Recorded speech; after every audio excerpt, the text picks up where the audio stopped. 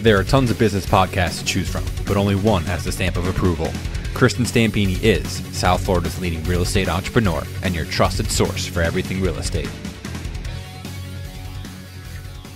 Welcome! I would like to welcome my listeners and thank you for joining us today for another episode of my podcast, The Stamp of Approval. I'm Kristen Stampini, co-founder of the Stampini Platinum Real Estate Group with RE/MAX in Boca Raton, Florida. I'm also a certified real estate coach with the Craig Proctor Systems and the owner of Global Virtual Real Estate Assistants. You may have heard me on the radio, and I'm also a real estate investor, a national trainer, a public speaker, and a certified inside sales agent trainer.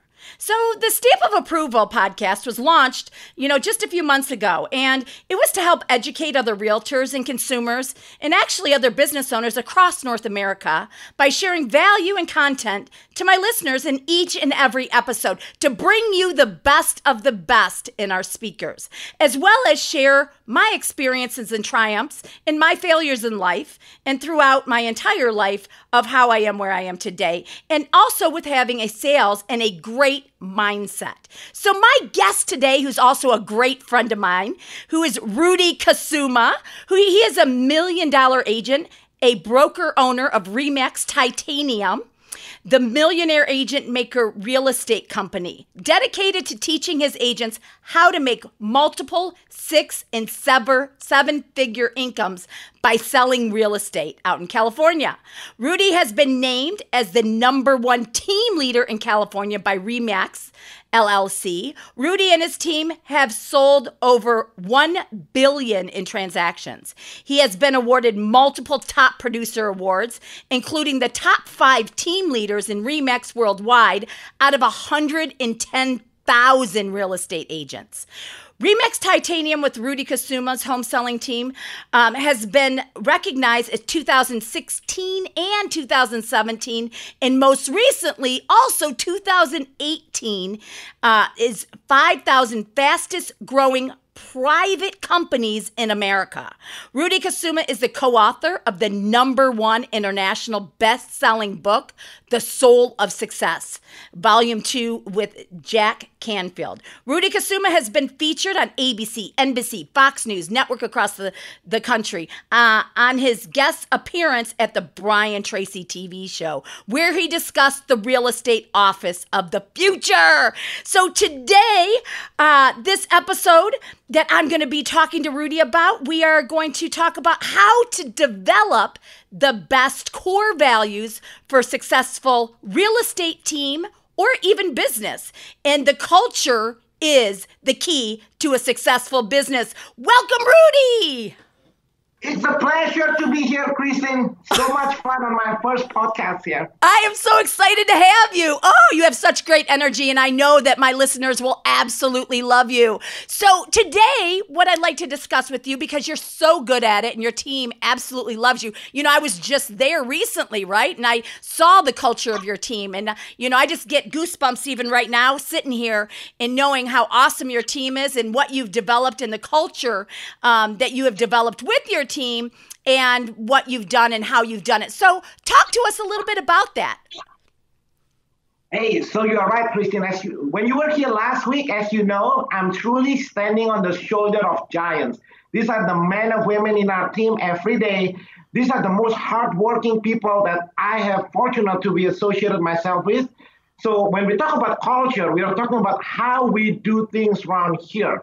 And I think most of the mistakes that most teams, most organizations do when they talk about culture is that they put something on the wall and they try to modify behaviors. They try to change people from the outside. So here in our team, when we talk about culture, we talk about who we truly are, right? So it's who you already are. And then what's on the wall is just a reflection of what you truly are from the inside. So the culture, we are talking about how you attract team members, but that's who you are first. Go ahead and start with, how did you decide what your core values were, and how did you go from there to hire and then develop the culture of your team?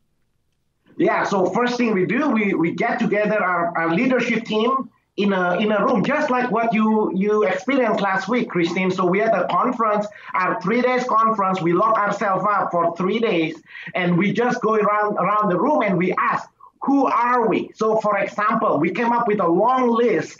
We came up with a list of maybe about 30, 50 who we are, and then we narrow it down to the top 10. So for example, we came up, one of the things as we went around the room, we asked about who are we? We talk about professionals striving for excellence. We believe that everything we do, we always do it in excellence, right? We talk about, you came to our conference last week. You can see those are all our people. We don't hire an outside production company to produce that. And then how do we serve our clients? We talk about core values number 2, care about each other, meaning when somebody, how do you know you care about each other? Well, when we look at ourselves, we know somebody's getting pregnant, somebody getting things happen in their life.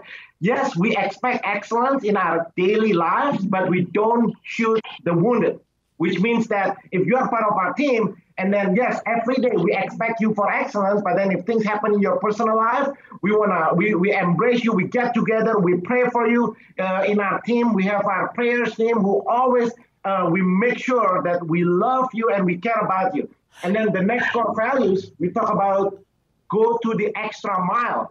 Christine, so let me hold on just a second. Let me ask you a couple questions because I saw it firsthand, right? So number one is very impressed. You guys get in a room and you guys decided as a family or a team what those core values were going to be, because what was important to you all. So it wasn't just you; it was you and Vinny. It was all of you that put that together. Correct? Yes, and you brought up a good point, Christine. You talk about team and you talk about family. Here in our team, we really call ourselves team because think about it. You are not, think about it. You are not the family. We don't disconnect ourselves from a family. But a team, we expect people to perform at excellence. They know this is a professional work environment. We know, we embrace that. In fact, later on, we'll talk about the 4th group of people that we are serving. So we are a team. We are not a family. Sometimes when people try to be cheesy, they say, well, you're family. Well, you're not my family, right? Because if you're my family, if you're my mom, I won't fire you from if you're my mom, and vice versa. Right. And you know, that's a good point. And one thing I really saw with the team is everybody really wanted to help each other, right? To help each other. Yeah. And they shared their successes, the different people on the team. But also what I felt in the culture, obviously, that you have developed is I felt that, you know, somebody had been, he just became a U.S. citizen after 30 years, right? Oh, yes. Chris. That was amazing. So you guys had a big celebration for him and recognized him, correct? Yes, we truly, yes, that was really fun. He's waiting for 30 years, and finally at that conference last week, he earned his citizenship. That was amazing. It really was amazing. And it was amazing to watch everybody involved. The other thing was, is every quarter you take, you know, you guys are number 5, you know, worldwide with RE/MAX, and you take every quarter 3 days that you just spend with your team on growing and teaching and learning and coaching, right? And you guys basically shut down so you can give the best to all of your clients out there, right? So you've developed that culture of education. Working on your business. Every 3-4 months, we shut down our office for 3 days. Think about it, Christine. Can you imagine the amount of payrolls that's on that room? Yeah. For 3 days? That's right. That's right. And you did such a great job. So you brought in different people because what is happening right now in California? The market is starting to really change, right? So yeah, the market is changing, and we are always one step ahead of the competition. We don't believe in competition, Christine. Competition is for the average. If you want to be successful, you got to dominate the marketplace. If you want to be the 1%, you got to do what the 99% of the people don't do. You see, Christine, most real estate agents, they are so busy on a day-to-day. They're working in their business, right? And then what we do in our team every 3 months, we pause and we work on our business, because one of our core values is striving for excellence. We are talking about go to the extra mile to serve each other. Humble and trustworthy. Okay, so that's a good point. So what are your core values? Yeah, let me run through it. And then after that, we're going to talk about each one. Yep. The first one, we are talking about striving for excellence. The second one, we are talking about truly care about one another. The third one is about to go to the extra mile to serve the other. We are talking about the second mile service. Core value number 4 is humble and trustworthy. Remember, there are many people in our team, as you saw last week. Everybody in our team, we have young people doing extremely well, but humility is important because otherwise, I've seen so many people in the team before, right? In real estate, everybody's making so much money, and then it crashed, basically, right? Because of humility problem. And then core values number 5 is being coachable and eager to improve. Being coachable and eager to improve. In fact, one of the reasons people in our team becoming successful is because of their being coachable. And number 6 is never gossip, right? Gossip is having a conversation about somebody when they are not there. That's gossip. And right. And also, do you look at gossip as going to somebody else and talking to them about something that they can't solve the problem, right? Solve the issue. Yeah. Yeah, that's called gossip. Talking about things. So, for example, I have issue with my appointments. Then I'll talk to the admin staff team. That's not solving the problem, right? So gossip, we really, really take that seriously. And then core values number 7 is respect the opinions of others. And then the core values number 8 is openly share our thoughts, open communication. Yeah, those are good. And I want you to go through each of them. But let me just say one other thing. When I walked into that room last week for those 3 days, you could feel the energy, the excitement. You could feel working, on your team and how much everybody loved it. But also it was surrounded by your core values. So you posted things everywhere. So everybody knows what that is, right? So they know what the core values are and what your mission and the vision is of the team. Yes, and without vision, in the Bible it says, with no vision, the people perish. Think about it. With no vision, the people perish. The people perish, Christine. So here in our team, our mission is to elevate people's life. And then we ask the next question is who? Who are the people that we are trying to influence? Think about it. Many people trying to develop their core values, but they don't even know who are the people. So who are the people? There are 4 groups of people when we develop our core values, we keep in mind there are 4. It's kind of like a table, right? There are 4-legged stool. The first one is our clients. We have to keep in mind the first group of people is our clients. The second group of people is the team members, the people in our team, the team members. The third one is our vendor partners. And the last, number 4, the group is the community. So one of our core values is be generous. So those are the 10 core values. But when we develop those 10 core values, Christine, we keep in mind the 4 people. So we go back. The fundamental, the basis of this is with no vision, the people perish. But then we ask, who are the people? And then as we reflect back in our business, there are 4 group of people. It's the clients, the team members, the vendor partners, and the community. If you remember when you came to our office last week, at the back, right around in the edge of the room, you can see our vendors partners are involved on that conversation. In fact, on day one, we have a conversation focused on our vendor partners and the community. Oh, I love it. And you know what? You're so right. And so can you break those core values down a little bit and explain what they mean to you? The core values? Yes. Yes. The first one, striving for excellence. Anything worth doing with excellence, right? So either you do or you don't, right? So that's the first one, everything we do with excellence here. The second one, we talk about truly care about one another. When we talk about truly care about one another, we talk about being sympathetic. We are talking about, you witnessed it last week, and those are not made up, right? Remember, what are core values? Core values are who we truly are. When we develop this core value, we found out that these people in our team, they truly, genuinely care about each other. So we just put it there. Last week, you witnessed Chris Solis getting his citizenship for 30 years. And there's so many stories like that, Kristen. And so I know these people care about each other. The next one, we talk about going to the extra mile. When we talk about going the extra mile, I think, I don't know, share with me your experience. When you came here to our office last week, one of our operation team leaders knew, take care of that. How was your experience as far as going to the extra mile? I hope somebody picked you up from the airport. I hope somebody stayed in the hotel. Like, how did it? Oh, absolutely. So it was like, okay, so Kristen, we want, tell me what is good for you. When, what day do you want to fly on? And they went out of their way to make sure that they set me up on, the airlines and your. Who picked you up from the airport?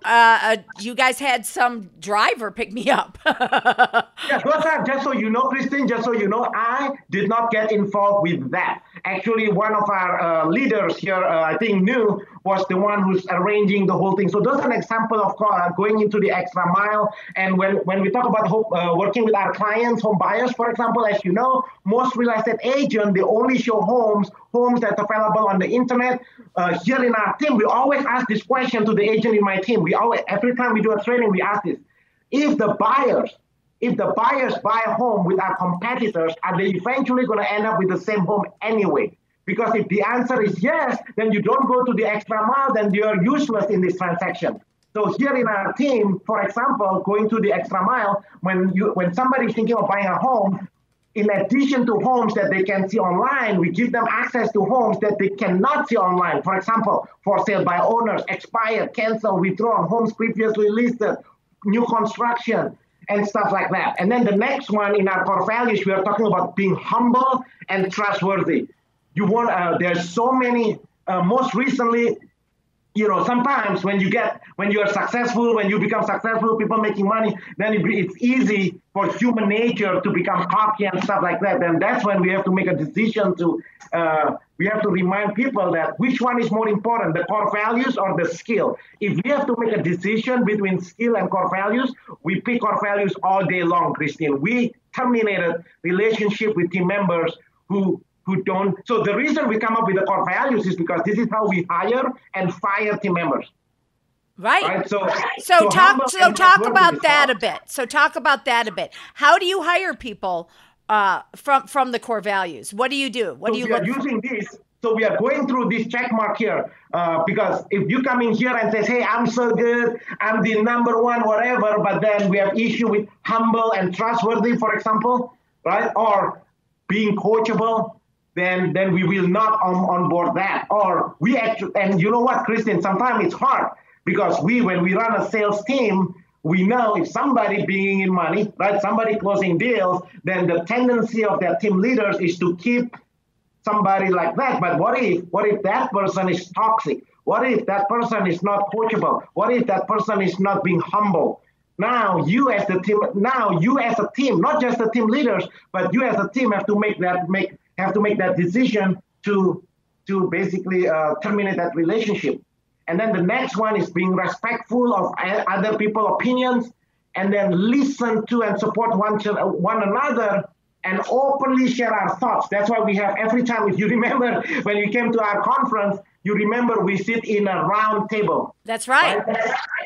We sit in round table because the reason we sit in round table instead of in rows in a classroom setting, because we want to encourage that collaboration, that team spirit, that together. And then the last one is being generous. I'm not sure if you know, Kristen, that every single person all the introduction that you did just now was really awesome. The fact that our team has been recognized as the number one, and then Inc. 5,000 fastest growing company. But you know what's more important than all those? Because at the end of the day, when you and I die, we are not going to be known by the number of homes sold, but we're going to be known by how many. The question is this: how many lives, how many souls have you touched while you are here on earth? So the last core values that we had, I think, is the most important, which is be generous, and always do the right thing. So just so you know, people in our team, every single person, everybody, we never ask money from our clients, but every time we close escrow, every time we buy and sell homes, we take a portion. Each one of the team members take a portion of their income from their pockets towards a mission. In this year, 2018, Kristen, we built 6 medical clinics. We serve over 3,000 patients to help in deep villages in Indonesia, in South Africa. I was born in Indonesia. And so we adopt that. And locally here in Children's Hospital in Los Angeles, we were named as the #1 fundraising office for this year. So wow. that's more important, Christine, than all those, the number of homes. Because if you help other people to get what they want, you get what you want. And at the end of the day, when you and when I pass away, I don't want to be known as the guy who sells thousands of homes. But the question is, how many lives have we touched while we are here on earth? What's the purpose of your life, right? I think at the conference you touched that. What's the purpose? Why are you doing this? That's right. And actually, we did talk about it at the conference a little bit, too, because you and I both want to change people's lives. And we want to be a part of watching people's lives change because of what we're doing. And that is so important to both of us. And I think we both, discussed that last week at your conference as well, which was awesome. So for our listeners, this was so good. And for our listeners, really talking about the culture and how it's, one of the top keys to success. For the closing, what can listeners that really don't have a culture or maybe not even a good culture, what are some key takeaways that you can give them that they could implement today in developing the culture of their team? Yeah, everybody, every organization, every team already have a culture. So what is a culture is who you are. So if there's any other teams watching this, we have many people now, Christine, on Facebook Live watching this. My question is this: look at your team, get together with your team now, with your leadership team or with the team, and ask, who are you? You already have a culture in your organization. A culture means who you are. A culture means how we do things around here. That's what it means. Don't be somebody else. Don't try to copy somebody else, because every single one of you, every family has a culture, whether you write it or not. Every family, every relationship, every companies, every teams already have a culture. You just have to pause, get together with your team and ask yourself, who are we? And then you write it down. And then you boil it down to maybe the top 3 or 5 or 10 max, but don't go more than 10, right? But 3 to 5 to 10 max. Who are you? Yeah, that's so really. That's the first thing I would recommend. Okay, that's awesome advice. And what if they maybe have a culture right now, but unfortunately that culture needs to be, they need to bring in maybe some different people or some different energy. Okay, because it's more of maybe down culture or not a happy place that people want to work. What can they do to work on changing, the culture of the people that are there? You gotta change. It's a decision. You gotta change. It's basically a flip of a switch, right? So not too long ago, our team. So we just have to make a decision.